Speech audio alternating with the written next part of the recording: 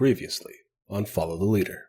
Today, we're playing Ironsworn, a tabletop RPG of perilous quests by Sean Tomkin. For those of you who are new to this game, here are the basics.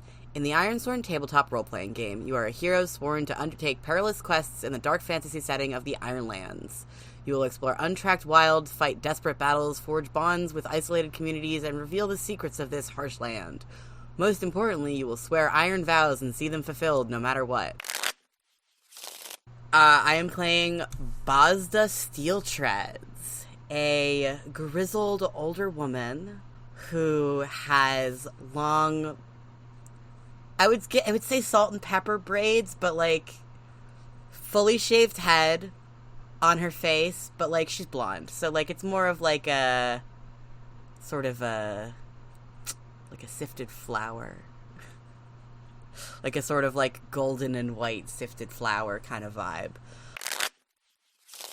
I am playing Sigurd Silverloom, who is as old as Bozda, and thus should be grizzled, but is not. He moisturizes, he conditions his beard, he is just a friendly guy to everyone he meets. Very sociable. His highest skill, his highest stat is heart. He's just a real like people person. He's a dwarf, and he is kind of like the personal relations and like human relations, dwarven relations, like member of our party. Okay, well, I'll take that moment to introduce Geralf Shockcoppers. Geralf is what I would describe as strong of mind, but stunningly weak of chin. A good drinking partner, and no stranger to a little bit of underhanded maneuvering. He's got wild red hair, very intricately braided side locks, and a very carefully trimmed and cultivated set of friendly mutton chops. He's also got ragged hair up and down his arms and legs, and a slightly crooked nose and some silvery front teeth from just a few too many smart words during an evening's revelry, as well as light rusty brown eyes that are bright and alive. What we must do next is go into the earth, right? That's what we just resolved to do. So, I want to delve into the earth with full supply. Time. Yeah. Well, actually, I have to go say goodbye to somebody. So, Oh. I mean, whenever we go down here, we're endangering ourselves. It's important that we pay attention to people in our lives so that they know where we're going and what's going on. Oh, yes, of course. That whole... I was hoping you wouldn't mention that immediately, but fair, understood. We should all see to our affairs before we go into dangerous places. Well, I've got no affairs to sort out, so I suppose I shall stay here and put on my armor. I will trust you to be able to do that. I think I may gather a little bit while our friend here sees off to his significant other. Sure. I'm already gone. Slipped out while we're talking through the details of it. We now return to your game, already in progress.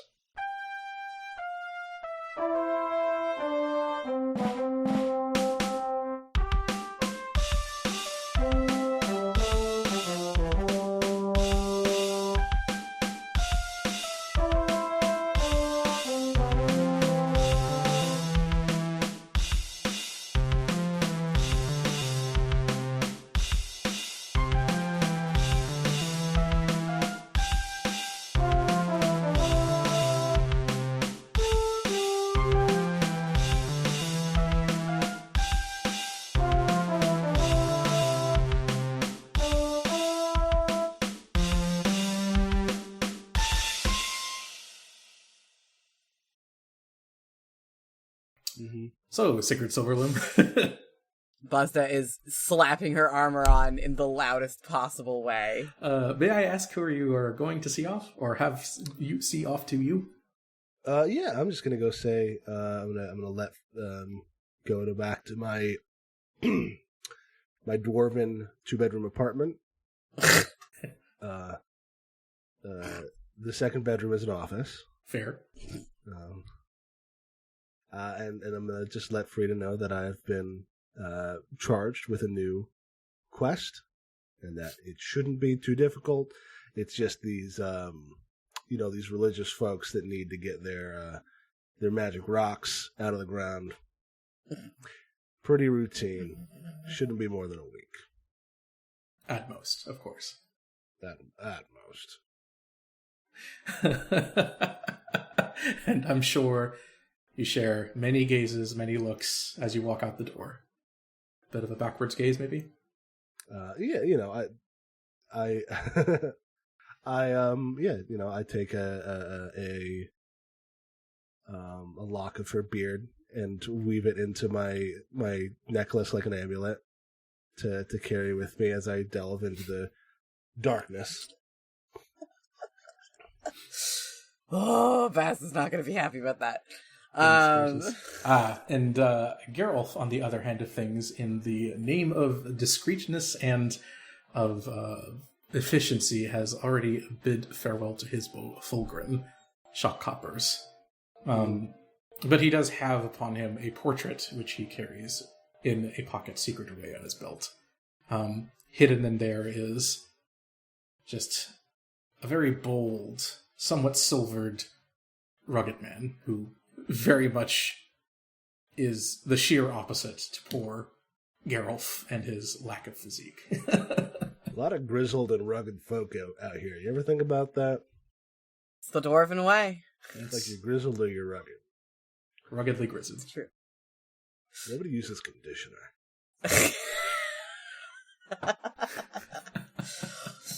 God, why would you wear away the beauty? Only pansies use conditioner. You weak sod.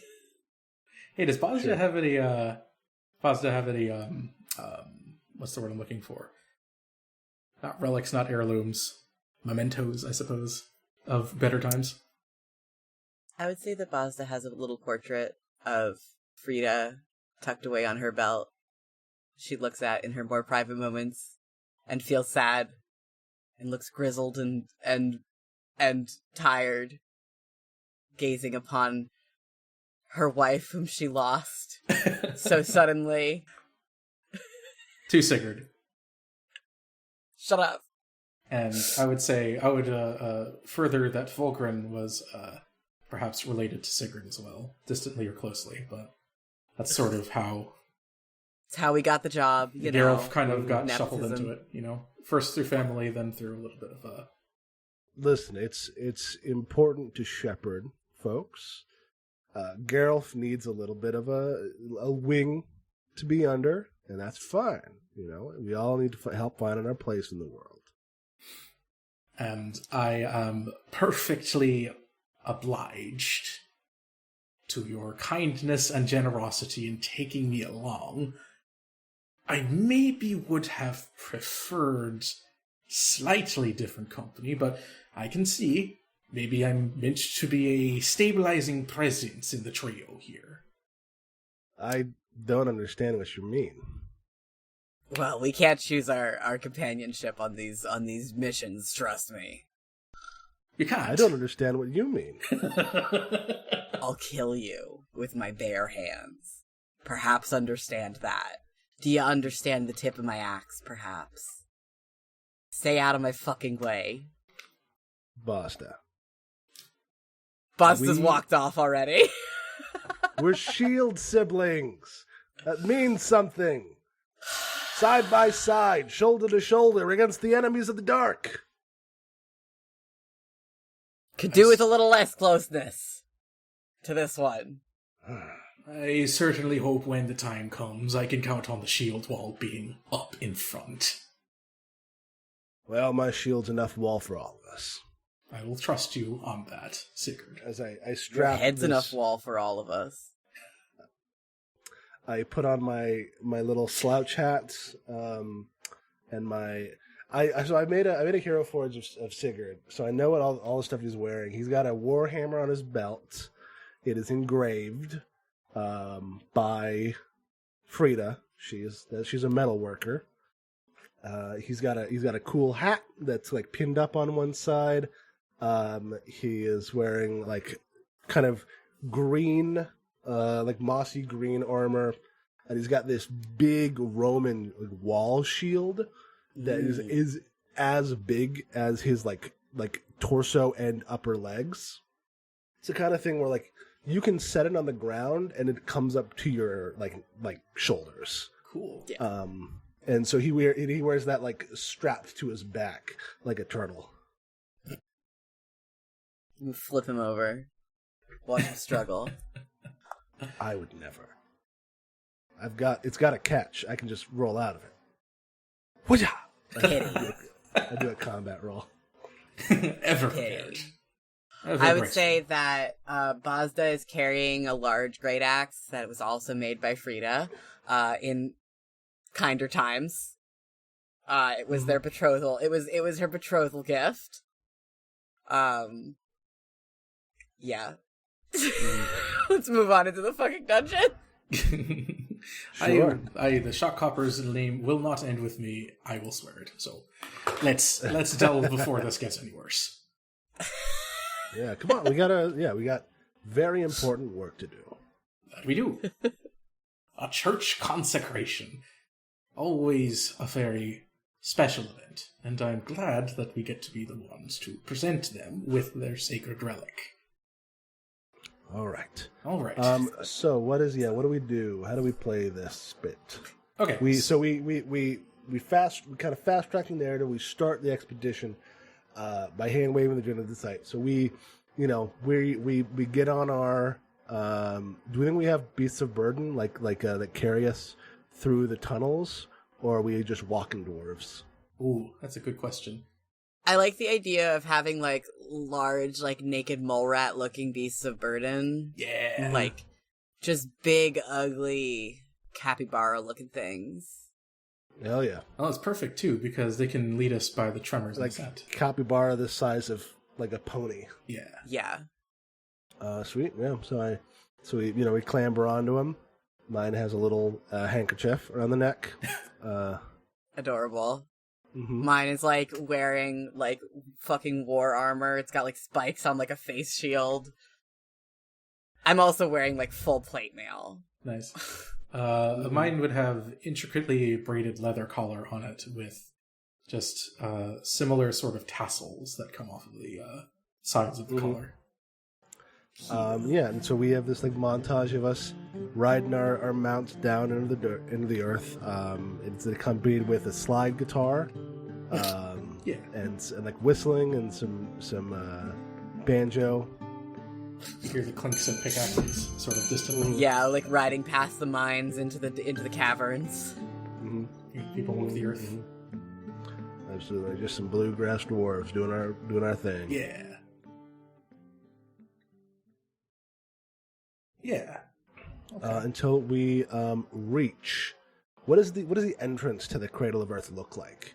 You think it's like been excavated so much that it's like just this huge underground cavern that we just like are like we step to one like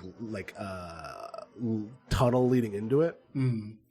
So here's I like the thought. idea of like dwarven architecture like sort of emerging organically from the stone, like there are sections that have been carved and beautifully created, and then they like seamlessly transitions into being the natural rock surface. Yeah, that's very like hewn, carved carefully.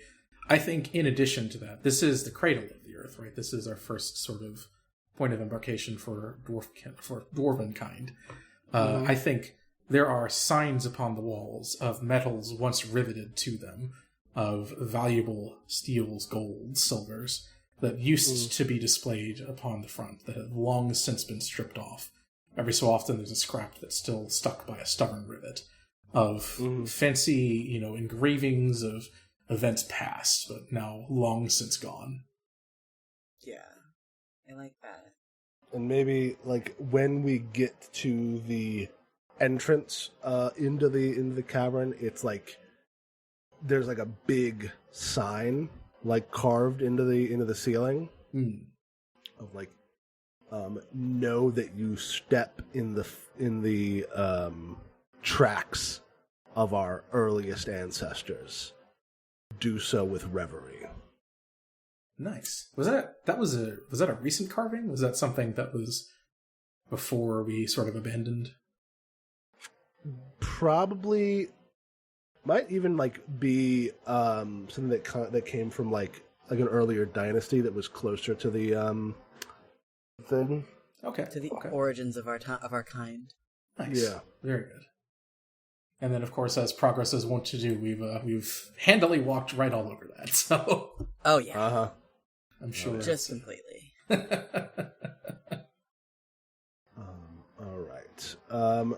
Sweet. So now we've discovered the sites. Now we delve the depths. Is that what I think? Yep. Now we delve the depths to explore this place. So when we traverse an area within a perilous site, we can envision our surroundings, which we have done, then consider our approach. So we can do this with haste, with stealth or trickery, or with observation, intuition, or expertise. And I think this is why Geralf is here. He's got his goggles on. He's got his lights ready, prepared. He's pointing the bullseye deep in.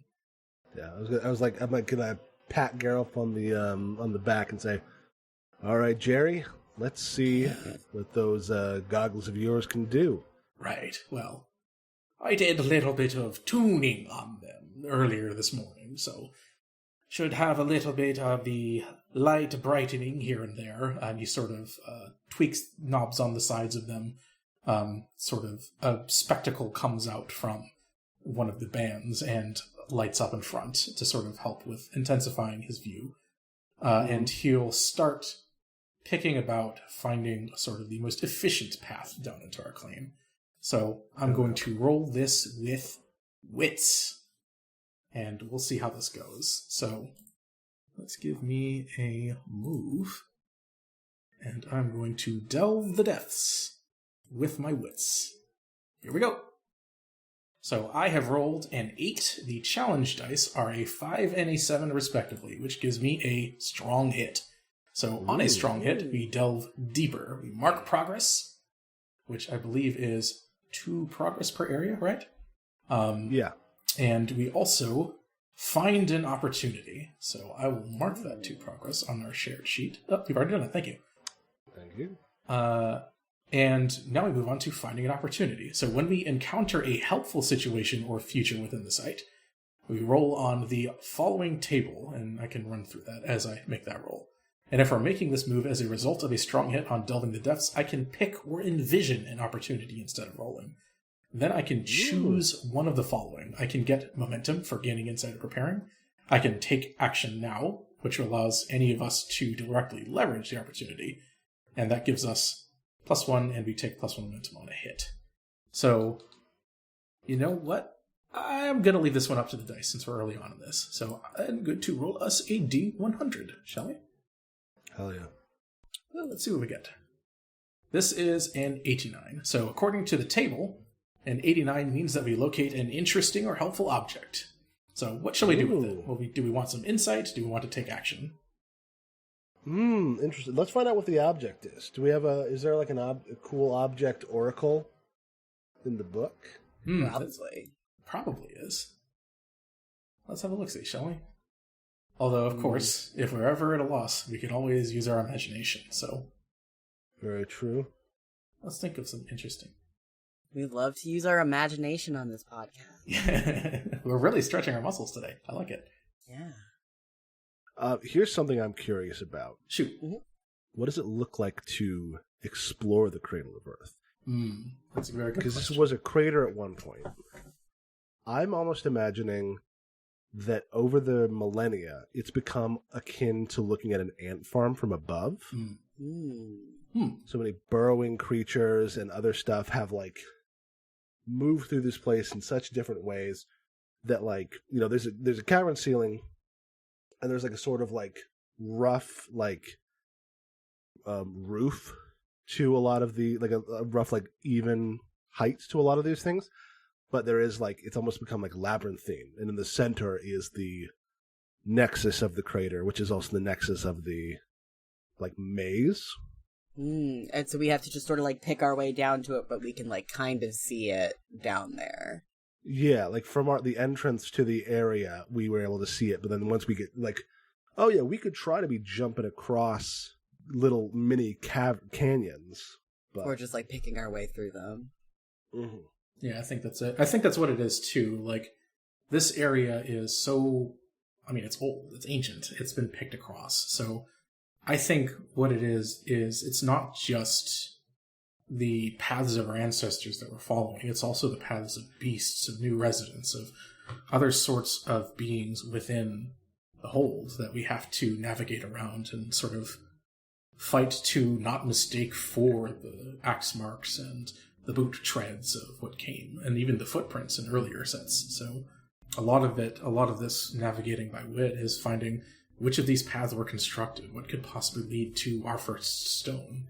And it's recognizing, like, as our ancestors made it through the earth, right? At first they had to hew with only the meteorite iron that they had in hand, with rough knuckles and fists, perhaps even tooth and nail at points. But as they started to get further up, the paths get cleaner, right? They get more even, they get more smooth, studied, what have you. So it's kind of doing that sort of reverse archaeological kind of examination, leading back down into the stone, finding that evolution as we walk the path to the first stone.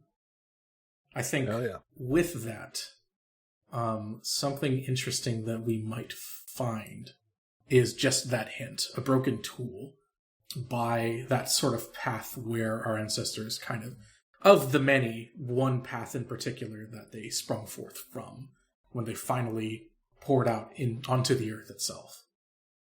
Unless, of course, we have other thoughts. What do you all think? No, I like that. No, That I'm just like sounds cool. sitting here nodding. Sorry for the listeners there. Yeah, I like it. That's fair. So I'll note that. So this was, so it's an interesting or helpful object. So we're thinking more interesting than helpful. It's like, oh, this is a piece of history. Yeah. How does it look different than the picks and the axes and the hammers that we use today? I think these days we've gotten better at producing them, right? We produce them en masse. But this one here is really worthy of being called an artifact. I mean, it's broken, the haft is gone, but the pick head is carefully engraved. And at first it seems ornamental, but then you realize that the way that they've structured this, the way that they've built this, it's stronger, it's sharper, it really digs away the earth in a way that one of our standard issue ones just doesn't work. It really is a case of they just don't make it like this anymore. Interesting. Damn. I think Sigurd will clap another hand on Geralt's shoulder and says, now that is a heck of a find. This wasn't what we were here to get, but that is a good eye. And this is beautiful. Well, I'll have to thank you for those kind words. Well, it's not going to mean a whole lot without a handle to swing it by. Well, luckily there's plenty of folks back in Ochre Hold who are very good at carving new handles. And Sigurd kneels down and pulls like a cloth, almost like a blanket from his pack, and very carefully wraps it to put it in our kind of spoils chest. Okay. Nice. Maybe into the saddlebags on our beasts of burden. Yeah. Mm-hmm. As he does, as sort of attempting to try and start an olive branch situation, he will, Gareth will sort of offer it out to Bosda. Do you want to have a look? Just see a bit of the history. She sort of peers at it a little bit and goes, it's a bloody old pickaxe, isn't it? I think with you, it will make more sense once you have it in hand and you're swinging it. I believe you might be right. Well, we'll have to set that aside and see if we can't get it put together for you. Perhaps. I will patently drop it into the pack of Bosda's mount. I believe maybe the Archaeological Society might have something to say about that, but That's fine. that's not an in-character thought. They don't know what they don't see. It's true. What they don't know won't hurt them. Very much so.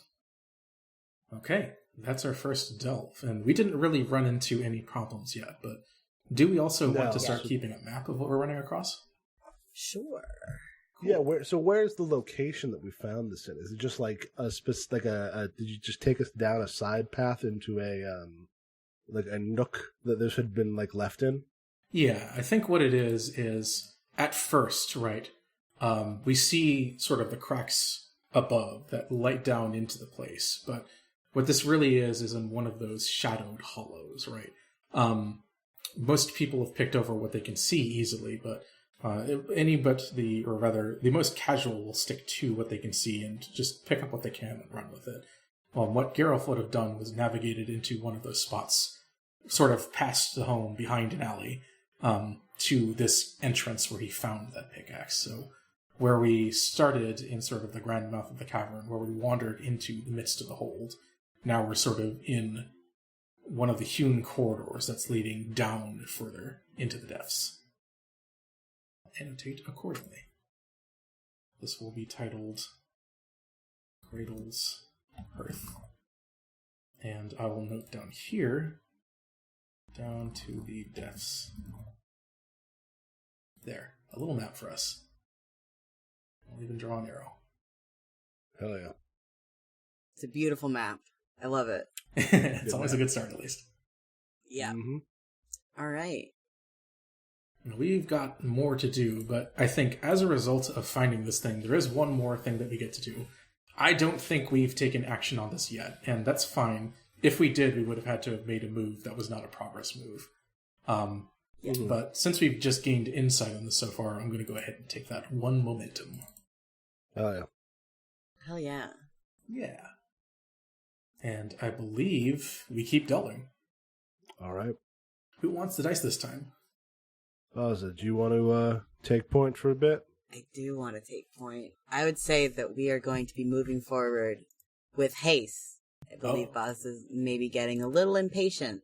Also because it happens to be my better roll. So do I just roll plus edge? You could roll plus edge. You could also go to the moves tab. Oh, right. Yes. Delve the depths. Okay, that's good. A weak hit. Weak hit. That's a 4 on the action score and an 8 and 3 on the challenge dice, resulting in a weak hit. So Bazda just rushes ahead. What prompts this, Bazda? I feel what prompts Bazda to rush ahead. I think that Bazda hears something, and so she goes, hold that thought, and just charges forward. Into the dark, with nary a light. Into the dark. Okay. She slaps her reins on her war beast and gallops forward into the dark. Okay. All right. So you can just hit that button on that roll on the table to see what exactly it is we get. All right. Oh, very nice. Oh, perfect. So you rolled mark progress and reveal a danger, which makes sense because we're making progress, and you heard danger coming up. Yeah. Dovetail with a fiction. Nice. Would you like to roll a D100 to see what that danger is? I would love to. Yeah. Reveal a danger. 69! Nice! Nice. Okay. So to patch in the back, the nice thing about the Delve the Depths move is there's 3 different sets of tables you can roll on based on how you did it. One for edge, one for shadow, and one for wits, and they weigh each of the results differently. So edge had a high chance for this. For revealing a danger, we've got that 69. So from what I see, a discovery undermines or complicates our quest. I was expecting it to be perhaps an encounter. Oh. I mean, we could decide that it's an encounter instead. That's true, yeah. Very true. Reveal a danger, 69. A discovery... Oh, yeah, no, I see that now. Yep. That's what we... Yeah. But discovery undermines or complicates our quest. We could discover some hostiles. Yeah. Could discover some hostiles. Though I think that might be against the spirit of using the table. I mean, so that's the nice thing about this, right? Like, this is fiction and roleplay at its finest. So It's true. I think that gives us the agency to decide how we want to proceed through this too, right? It sure does. Yeah. Do we want to get funky? Let's get funky. Yeah. I'm down for some fight in. Hell yeah. Okay, so how the heck do we get a denizen out of this, right? I think for this one, it would be probably rolling on the denizen's table, correct? Yes. Yeah. Likely. Or, yeah. I mean, but the denizens table will give us hostile and non-hostile denizens. True. So if you want to just pick one that you think would be fun to fight at this juncture. I would say probably like one of the weaker ones just to start with. Okay. Get us in the mood for fighting. I don't want to encounter a worm yet, you know? No, certainly not. Not this early on. Sorry, a worm. A worm. A worm. A worm, yeah. Want bats or lizards, my friend? Ooh, let's go for some lizards. Yeah, some lizards. Okay. So, these monsters, we kind of got to figure out what their stats are here. What we're up against. And I believe primarily we're rolling against them. Combat, if I'm not mistaken, works on... We're kind of swinging until we can essentially finish them off, right? Mm-hmm. Yes, if I remember correctly. So when you enter into combat, you set the rank of each of your foes, and then you determine who is in control. Okay. So we've got a troublesome foe, a dangerous foe, a formidable foe, an extreme foe, or an epic foe. I You think think these are just troublesome? I would say that lizards are just troublesome. I don't think they're the worst thing that we could fight right here. It's sort of the expected fodder up here early on. Yes. Mm-hmm. So we've got that. We'll call them troublesome. So making them troublesome means that we get 3 progress per harm and that they inflict 1 harm back. Then we got to figure out who's in control, right? So are we facing against them? Are we moving into position or striking without warning? Or are we being ambushed? I think we're being ambushed, if only because Bozda just rode straight into them. Yeah. A little bit, yeah. Very fair. So because we're being ambushed, Bozda gets to roll with wits when entering the fray. Oh, great. Good luck. Awesome. So I just like roll a wits roll? Or is this a move? It is a... This is the enter the fray move, Yep. so probably you could do it in either way. Yep. And this gets into the initiative concepts. Yay. Got it. Enter the fray. With wits. Cool. Ooh. Miss.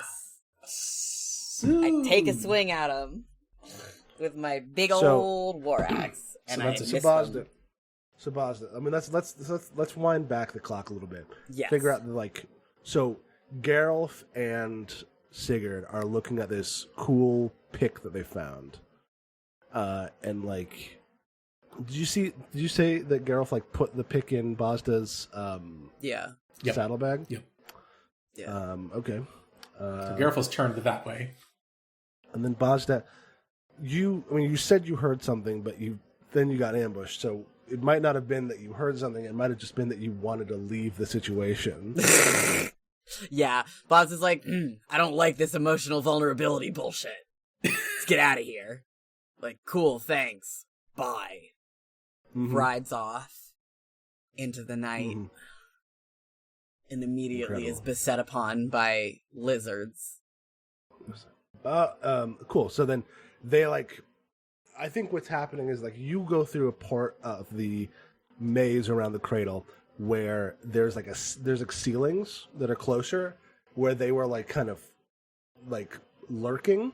Uh-huh. And I like the idea of them detaching and then just dropping onto you. Ooh, very good. Yeah, that's quite appropriate to the fiction. Cool. And yes. So On a miss. Oh, also for enter the fray roll. On a miss, combat begins with you at a disadvantage. Pay the price. Your foe has initiative. I have paid the price and have gotten a new danger or foe is revealed. I like the idea that we've also come upon a chasm at this juncture where, like, the new danger is the chasm now, rather than being a new foe. So it's like, there's lizards, but also, like, there's a chasm. I think that's fair, like, unsure footing. Maybe they fall down and like knock you from your steed, and you roll and you nearly fall into the chasm, and you stop yourself, and your like mole rat steeds like kind of like barely stops itself from tumbling over, but then these lizards have you kind of like backed up against the back of the fucking chasm. Okay. Nice. Fantastic. How does initiative work? So I believe we either we have it or the enemies have it, and who has initiative determines what roll we make when we are in combat. Yes, it is clash when your foe has the initiative, or when you have initiative. Okay, cool. Well, I think so we see Bosda like backed up against this like chasm. You know, the classic, like, a bit of it crumbles and falls into... Yeah. And then Geralf and Sigurd are, like, riding up. And Sigurd's like, Bosda! Shit! How does Geralf look in this situation? Is Geralf, like, ready to jump into the fray, or... He is patently not ready. He's got... His goggles are, like, half on, they're skewed. He is struggling to get his hammer out of his belt to raise it up in the air as they ride forward. In that case, I am going to... Sigurd leaps from his horse, his rat, and unslings his shield, and I am going to face danger using my shield, which gives me a +1 when I use it as cover to face danger. I'm not advancing the fight, but I am changing it because I am going to hold it in front of me with both arms and just barrel through this like row, this like line of lizards so that I can be joining up with Bosda. You great fucking idiot. Now we're both backed up against the fucking chasm. Yeah, together. Poor Geralt. I think what he's going to be doing is he pulls the hammer from his belt, and he'll wind up for it. Oh no. Oh no! Oh jeez.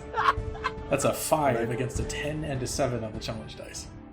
That's a miss. Oh my god, we're not doing great, huh? Well, you know, this is what happens, right? Yep. This is what happens.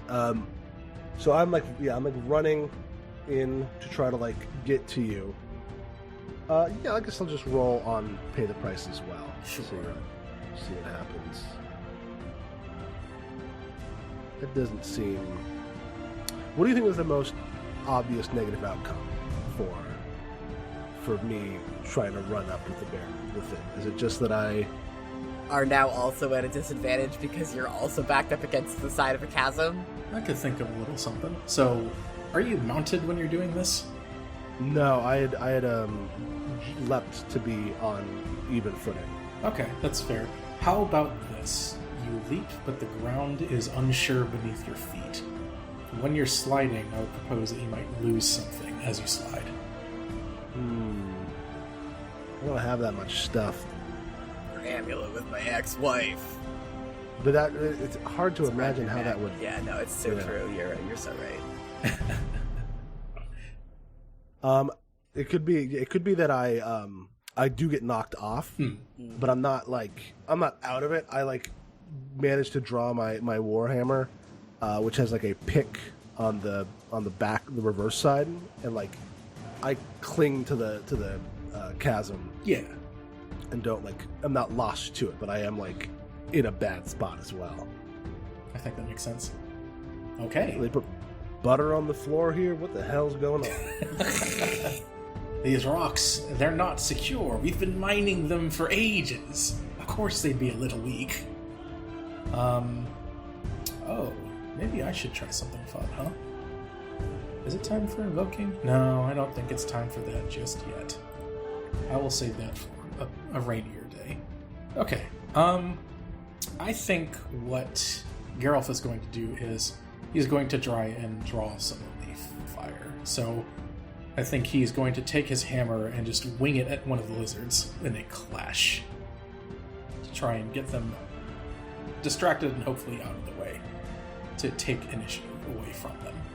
So since he's hurling it from range, I think this is be an edge roll. And I should note that his combat stats are not very good, so we'll see how well this goes. So clash with edge. And no modifier, smile. That's also a miss. I've rolled a 4 against a 7 and an 8. So in this case, I believe that also means I pay young price. And my foe still has initiative. So, yep, you are outmatched and must pay. So let's pay. Hope we don't end up with a failed dwarven mission with all of us dead. That would be so sad. It would be so sad, and also very funny if we all died to these lizards. Just immediately, yeah. Okay. So, hang on. Oh, it didn't give me the funny button to do so. I guess I'll hit this button. Oh, sorry. I meant to do this one.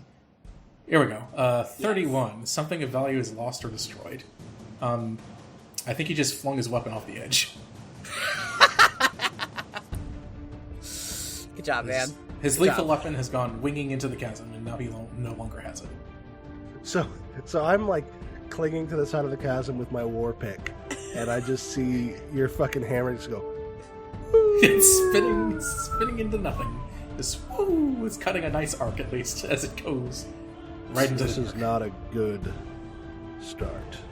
That's putting it lightly. Yeah, I'll say. All right. I am gonna just sort of start wailing on them with my axe. I have a weak hit. Nice. That's I something. inflict my harm, but then pay the price. My foe has initiative. God damn it. A 5 and a 1 and a 5 for challenge. Hey, that's good though. You're landing hits. So I inflict +1 harm on the enemies. Nice. You inflict +1 harm? Or I inflict my harm, which I'm guessing is... Oh, okay, wait. So you inflict your harm... I think the harm has to do with how dangerous the enemy. Oh, okay. So I inflict harm, and then I pay the price. My foe still has initiative. Causes a delay or puts me at disadvantage. Okay, so... I start swinging at the lizards. How many lizards are we gonna say there is? Maybe like 3. Yeah, but they're like pod. They're like a half dozen. That makes a little more sense. I was thinking like these are like iguana sized big chompers. Yeah, big ones. Mm-hmm. Yeah. So I start wailing on them and maybe hit like one of them over the edge of the cliff. It also goes sailing past.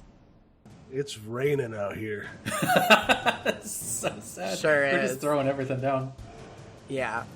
But, I don't manage to gain any sort of advantage. I'm just sort of, kind of ineffectively, swatting them around. Maybe I, knock one of them into, Geralf. Geralf? Yep. So something to note, too, when it comes to inflicting harm, and I'll note this for our benefit as well as everyone else's, when using a deadly weapon, such as a sword, axe, spear, or a bow, you actually inflict 2. So if, for instance, we're fighting this troublesome enemy, that would be 3 progress per harm. So I think we actually get 6 from this.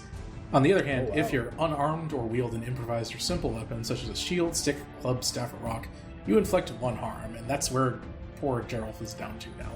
He's got no weapon. Good job. All right. Just looking at how momentum works. That's fair. Okay, yeah, you can burn momentum. That's what it is.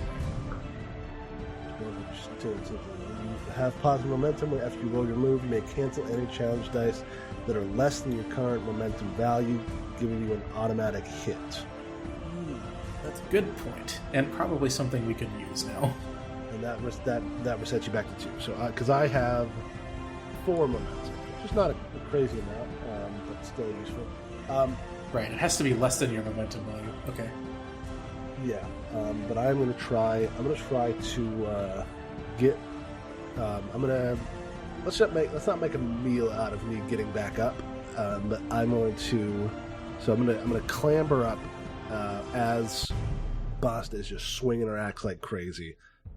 We still don't have the momentum, the initiative, so I'm going to clash as well with my shield once more.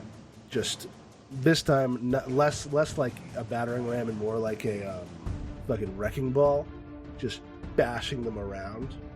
Okay. And we'll see if I manage to turn the tide here. And I'm going to be doing it with my iron because I'm up in close quarters. Yeah, I think it tracks. weak hit. All right, that is a weak hit. A 7 against a 10 and a 5. So we can either take initiative or bolster our positioning. We're gonna take initiative. So Bosda, you're like swinging, but they're like, there's a lot of them, and they keep getting up behind you, and then you hear this like wham, slamming sound as a bunch of them just go flying, and you feel Sigurd's hand on your back, and he says, "Got your 6." Slaps his hand off my back. Like, thanks for the help. I didn't need it. Leave some for them, killer. Oh boy. And we now have the initiative. Thank goodness. Thank goodness. So that means that now we would be using the strike. Yep, we would be striking instead. I'm going to say, rather than attempting to swing again, I think that Geralt is actually going to compel. So, having seen his main source of... I mixed them up. I was looking at enter the phrase thing. Okay. On a weak hit for clash, you inflict your harm but pay the price. Your foe has initiative. So didn't actually do that. Oops. I did still inflict damage. So we've nearly filled their clock. Or 1 away, yeah. Yeah. But their tracker, which the way it works is you can always try to fulfill a vow or fulfill a quest or end a fight, but the more progress points you have, the more full the tracker is, the easier it is to do it successfully. Very fair. Actually, that may be a good case for this then. Yeah. Okay. Well, let's try to end the fight then, shall we? Hell yeah. Let's take a look-see at that roll. Here we go. Okay, what do you do? Make a move to take decisive action, score a strong hit. I see, I would need to actually make the move to do so first, I think. Mm-hmm. If you do, roll the challenge dice and compare to progress. Okay, that's fair. Then I don't think I'm cut out for this just yet, but what I am going to do is try and compel, so... Also, I did roll to pay the price, which was the current situation worsens. Oh, God. And I think that might be that, like, this fight's starting to drag on a little longer, and these lizards they're starting to be more of them. Oh no. And I think we lose a couple progress points as their numbers refresh. Yeah, that's a good point. So the nice thing about this, too, just to step back from it a bit, is when it comes to paying the price, it does give us some options for what we can do as well. Obviously, there's room for interpretation of what we can do, but if we're not super satisfied with the table, then it does also mention we can do things like make the most obvious negative outcome happen, or we can use an oracle to choose between 2 negative outcomes. We can do one that's likely and one that's unlikely. We can do a half and half, and essentially roll the bones to figure out how exactly we want to do. Or if we have difficulty interpreting the result for the situation, we can actually roll again to see what the price is once more. But I think we've done pretty clear in this one. So Geralt will sort of size himself up. He'll make himself bigger on his mount, sort of take advantage of his height up to try and scare them off, essentially. I think with this one, this is not his stature, but since he's leveraging his mount's size as part of this one, I would almost state that it's a threat. It's just him attempting to go hard with it. So it's still iron for him, which is still not great, but we'll see what happens.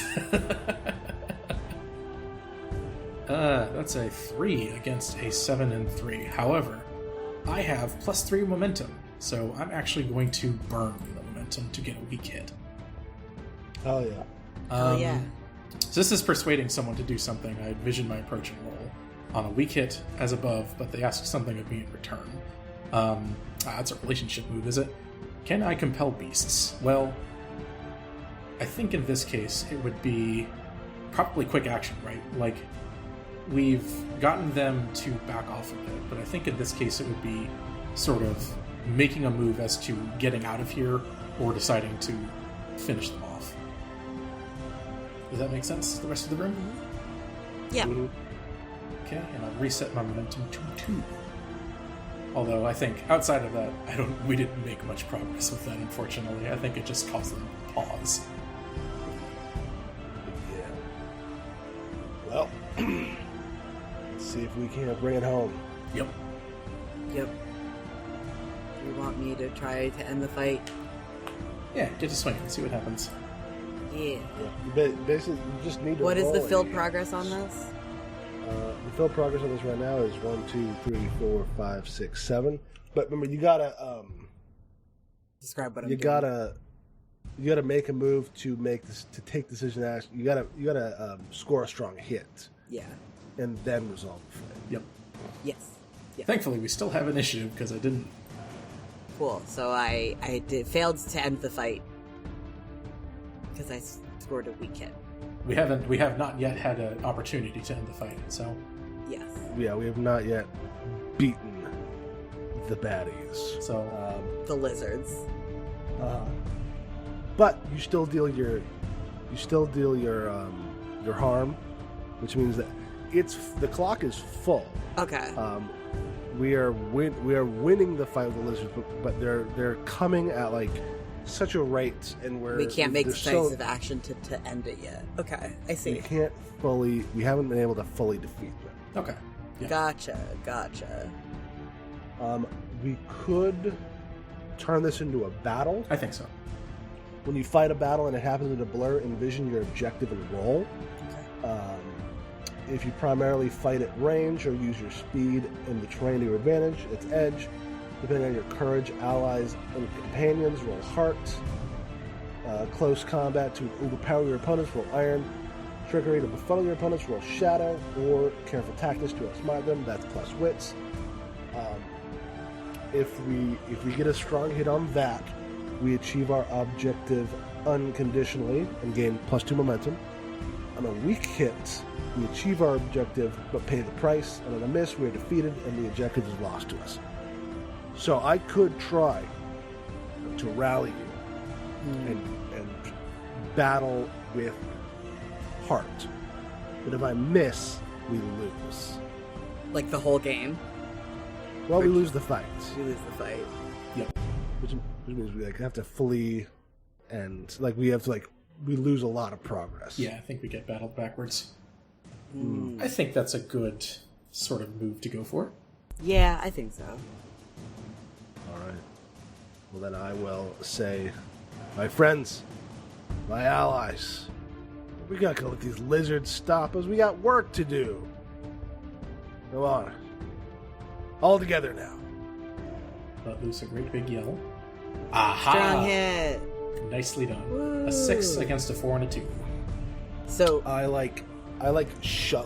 stick my shield in the ground and use it as like a cow tipper, or from a what's it called? A car, but not a car, a train. Yeah. Whatever those are called. Yeah, I think that's what it is, Captiver. Mm-hmm. And just start to charge, and then behind me, I'm like, Boston, gum, and you just do your chopping. start wailing at him, yeah. I don't answer to you. Meanwhile, Why Geralt, does it have to be? It's okay. Geralt Geralt, bereft of a weapon, just results to taking advantage of the terrain and yelling and letting his voice echo off the walls to disorient the lizards. Hell yeah. Yeah. And So I take with that 2 strong hit, could we end the fight? Yeah, We win the fight regardless. Oh, cool. by way of battle, yeah. Nice. Mm-hmm. And that's +2 momentum. Cool. We did it. +2 Yeah, momentum. Yay. Whew. Clean, right? Yeah. Yeah, hit the fun button. And the lizard challenge is done. Defeated. Thank goodness.